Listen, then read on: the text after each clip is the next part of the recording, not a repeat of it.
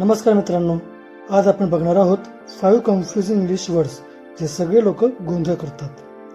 पहिला आहे ॲक्सेप्ट किंवा एक्सेप्ट. ॲक्सेप्ट म्हणजे स्वीकारणे आणि एक्सेप्ट म्हणजे सोडून देणे. For example, I accept your offer. मी तुझी ऑफर स्वीकारतो. Everyone came except Rahul. Rahul सोडून सगळे आले. सेकंड, अफेक्ट और इफेक्ट. अफेक्ट आणि इफेक्ट दोन्हीचा अर्थ परिणाम असतो, पण वापर वेगळा आहे.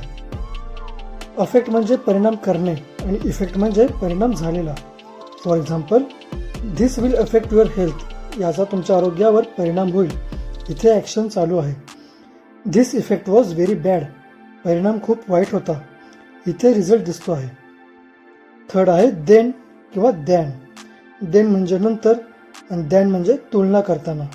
For example, first eat then sleep. आधी खा नंतर झोपा. She is taller than me. ती माझ्यापेक्षा उंच आहे. फोर्थ आहे युअर आणि यू आर. युअर म्हणजे तुझं किंवा तुमचं आणि यू आर म्हणजे तू. For example, your bag is here. तुझी बॅग इथे आहे. You are very smart. तू खूप हुशार आहेस. फिफ्थ आहे लूज किंवा लूज. लूज म्हणजे हरवणे आणि लूज म्हणजे सैल.